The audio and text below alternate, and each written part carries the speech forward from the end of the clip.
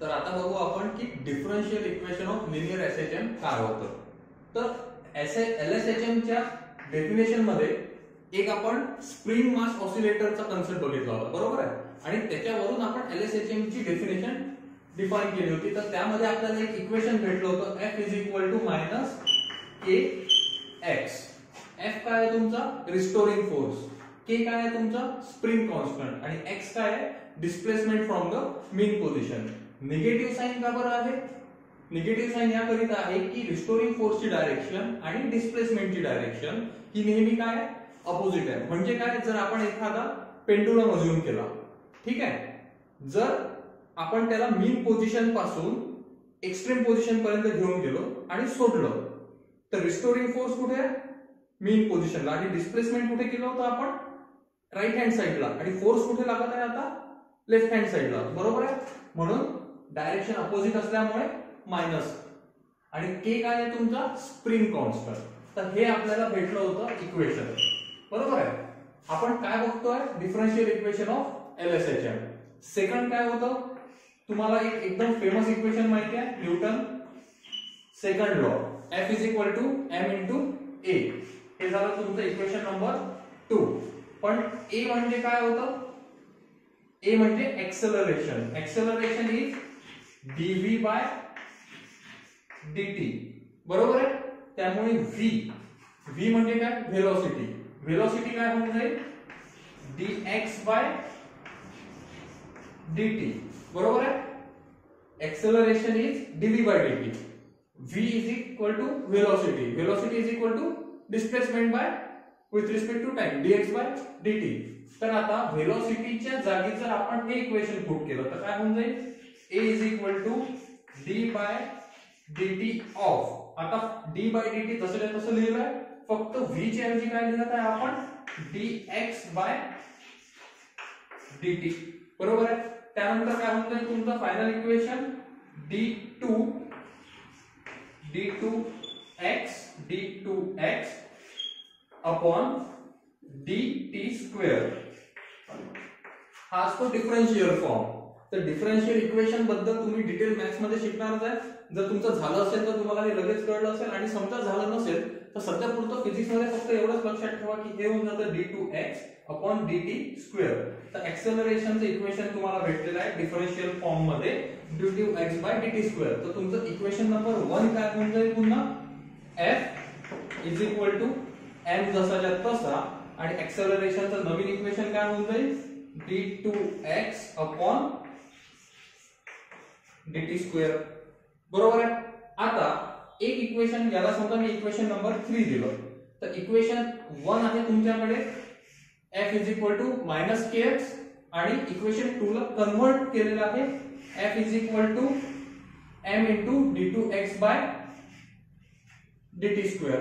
आता left hand side जर बघितली तर फोर्स आहे, तर आपण राईट हँड साइड इक्वेट करू शकू, बरोबर आहे.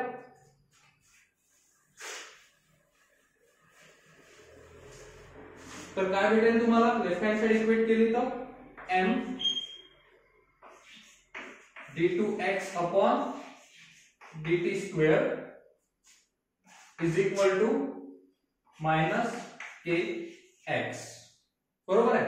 आता जर आपण ही टर्म लेफ्ट हँड साइडला घेऊन आलो तर काय होईल m d2x upon dt square plus kx is equal to 0, बरोबर आहे.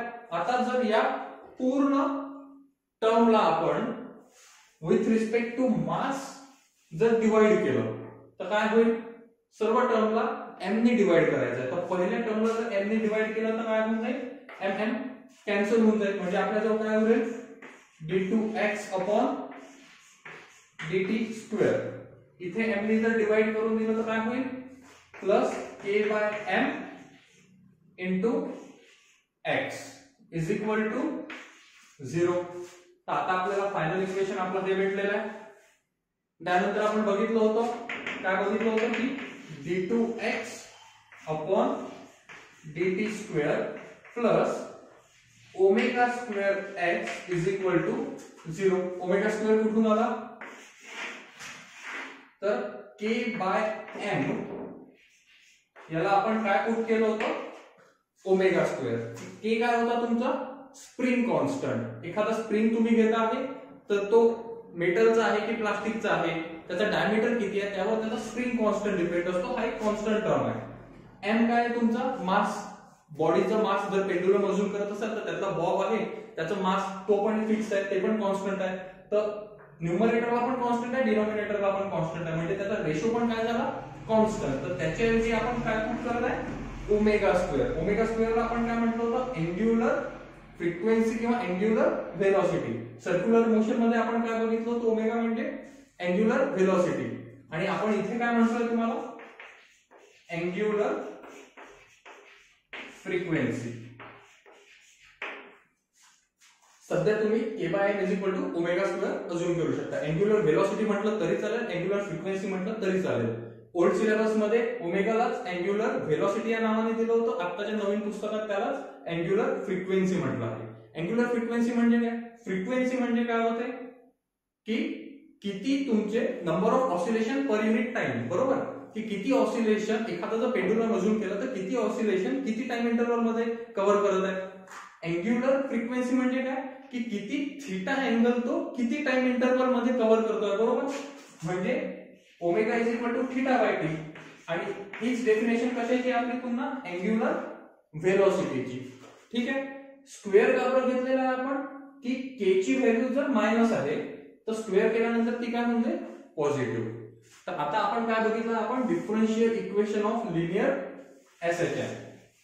तर आता जे फायनल इक्वेशन तुम्हाला भेटत आहे ते आहे differential equation of linear SHM. आता हे इक्वेशन यूज करून आपण पुढे शिकणार आहे की व्हेलॉसिटीचं इक्वेशन कसं कॅल्क्युलेट करायचं, डिस्प्लेसमेंटचं जनरलाइज इक्वेशन कसं कॅल्क्युलेट करायचं, आणि एक्सेलरेशनचं जनरलाइज इक्वेशन कसं कॅल्क्युलेट करायचं.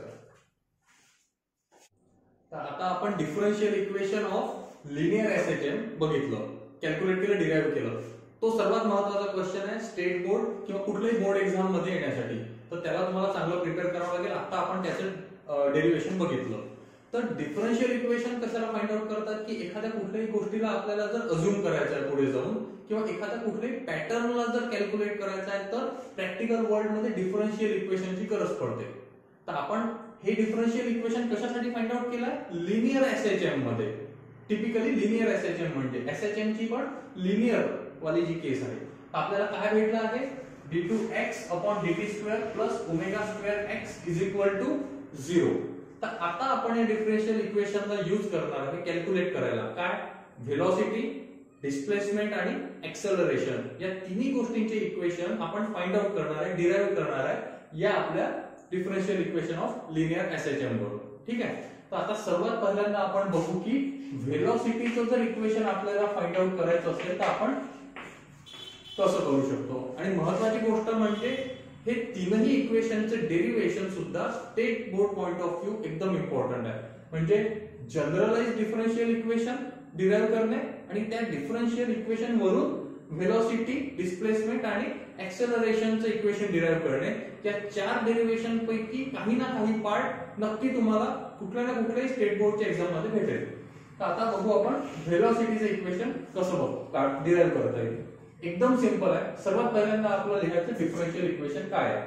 काय d2x upon dt square plus omega square x is equal to 0. पहिली स्टेप एकदम सिंपल, जसेच्या तसे इक्वेशन लिहिलं. दुसऱ्या स्टेप मध्ये काय करायचं आहे, हे omega square x right hand साइडला घेऊन जातो. तर काय होईल, d2x upon dt square is equal to काय होऊन जाईल, प्लस आहे म्हणजे इकडे गेल्यावर minus omega square x. Correct आहे. त्याच्यानंतर काय करायचं आहे, d2x अपॉन dt स्क्वेअर हा जो डिफरन्शियल डबल डिफरन्शियल फॉर्म आहे याला आपल्याला सेपरेट करायचं आहे. कसं, d by dt of dx by dt is equal to right hand side जशी तशी मायनस ओमेगा स्क्वेअर एक्स. काय केलं आपण, यालाच आपण मागच्या डेरिव्हेशन मध्ये उलट लिहिलं होतं. कसं, d2x अपॉन dt स्क्वेअर.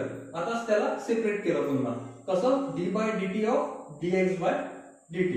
त्यानंतर काय आपल्याला माहित आहे dx बाय dt म्हणजे काय होतं, व्हेलॉसिटी. म्हणजे काय लिहू शकतो आपण, d by dt of velocity म्हणजे हे काय म्हणजे dv by dt is equal to minus omega square x. आता यानंतरची ट्रिकी स्टेप आहे. काय करायचं आहे याच्यात, एकदम सिंपल की dv अपॉन dt ही स्टेप तशी तशी लिहिली.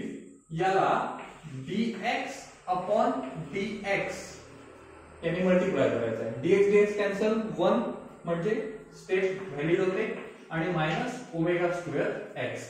ही स्टेप आणि ही स्टेप बिलकुल सेम आहे.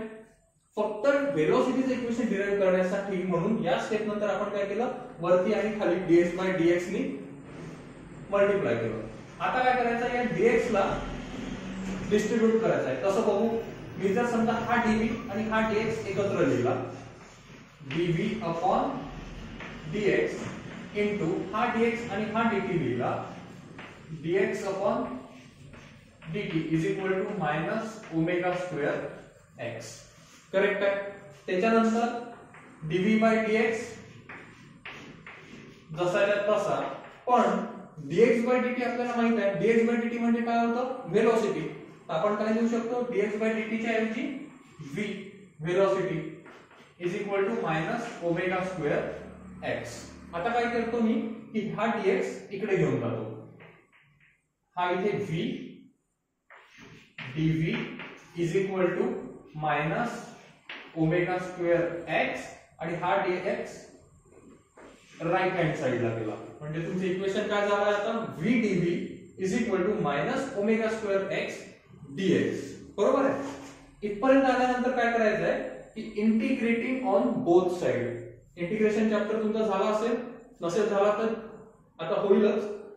तर v dv आणि minus omega square x dx या दोन्ही साइडला इंटिग्रेशन करायचं आहे.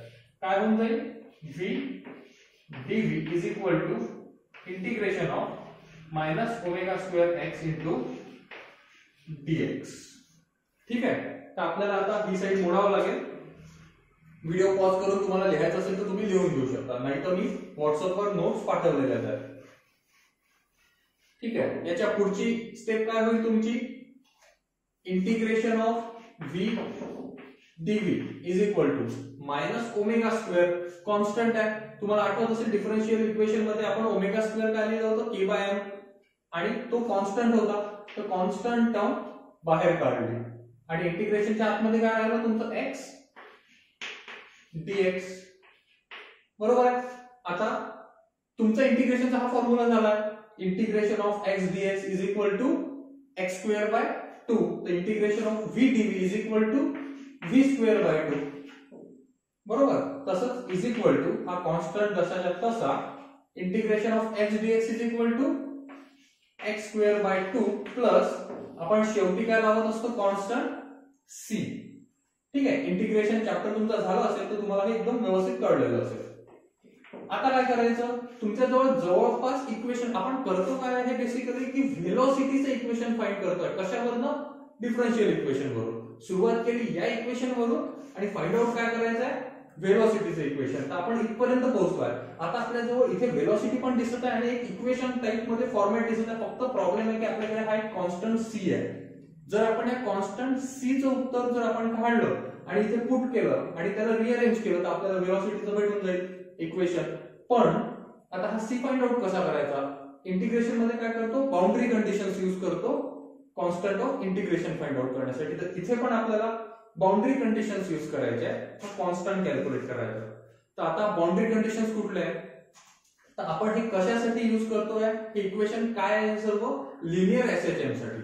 जर आता आपण अज्युम केला पेंडुलम, या 3 केसेस झाल्या त्याच्या, ही एक्स्ट्रीम केस आहे आणि ही मीन पोझिशन आहे. तर बाउंड्री कंडिशन कुठली आहे? जर एक्स्ट्रीम केसला जर आपण गेलो तर एक्स्ट्रीम केसला ही काय आहे त्याची एम्प्लिट्यूड, म्हणजे x is equal to a जर असेल, आपण जर हॉरिझॉन्टल डिस्प्लेसमेंट पकडलं तर x is equal to a, म्हणजे x इज इक्वल टू जर एम्प्लिट्यूड असेल तर त्यावेळी व्हेलॉसिटी काय असते? काय असते विचार करा. व्हेलॉसिटी आहे 0, बरोबर आहे. एक्स्ट्रीम केसला x is equal to a असताना व्हेलॉसिटी काय आहे? 0. जर व्हेलॉसिटी 0 नसती तर काय झालं असतं? हा याच्या आणखी समोर गेला असता. हा इथून या पोझिशन पर्यंत जातो आणि तिथून वापस येतो. का बरं? कारण की इथपर्यंत आल्यावर त्याची व्हेलॉसिटी 0 होऊन जाते. त्याच्यामुळे x is equal to a, v is equal to 0 ही एक बाउंड्री कंडिशन आहे. ती आता आपण वापरणार आहे at extreme position, at extreme काय x is equal to a. जर x is equal to a असेल तर त्यावेळी व्हेलॉसिटीची व्हॅल्यू किती आहे? 0, बरोबर आहे. 0 आहे म्हणूनच तिथे थांबतो आणि इथून वापस येतो. 0 नसती तर त्याच्या पुढे गेला असता. तर आता ही कंडिशन आपण या इक्वेशन मध्ये पुट करणार आहे. v किती आहे तुमचा? 0, म्हणजे तुमची लेफ्ट हँड साइड काय होऊन जाईल? 0, 0² 0 इज इक्वल टू कॉन्स्टंट जसाच्या तसा minus omega square. x is equal to काय आहे तुमचं? a, म्हणजे काय झालं तुमचं? a² 2 plus c. त्यानंतर काय करावं लागेल? c ला इथेच राहू दिलं आणि याला इकडे घेऊन गेलो तर आपल्याला c ची व्हॅल्यू काय भेटत आहे? इकडे मायनस आहे, इकडे आणल्यानंतर प्लस होऊन जाईल, म्हणजे ओमेगा स्क्वेअर a²/2, बरोबर आहे. आता c ची व्हॅल्यू आपल्याला भेटली आहे, ती आपण या इक्वेशन मध्ये पुट करू. तर आपल्याला काय भेटेल? v²/2 is equal to minus omega square x²/2. या दोन्ही टर्म आपण जशाच्या तशा लिहिल्या, फक्त c च्या ऐवजी काय लिहितोय आपण? Plus omega square a²/2. आता काय? डिनॉमिनेटरला सर्व ठिकाणी 2 आहे, आपण कॅन्सल करू शकतो, किंवा प्रत्येक इक्वेशनला 2 ने मल्टिप्लाय केलं तर 2 to 2 कॅन्सल होऊन जाईल. आपल्या जवळ काय राहील? v² is equal to minus omega square x² plus omega square a², बरोबर आहे. आता यालाच मी रिअरेंज करू शकतो. कसं बघा? v² इज इक्वल टू, ही टर्म जर मी पहिले लिहिली ओमेगा स्क्वेअर a² आणि ही टर्म नंतर लिहिली मायनस ओमेगा स्क्वेअर x² तर चालतं, बरोबर आहे. त्याच्यानंतर v² is equal to omega square जर कॉमन काढला तर काय होईल माझ्याजवळ? a² मायनस x², करेक्ट आहे. त्याच्यानंतर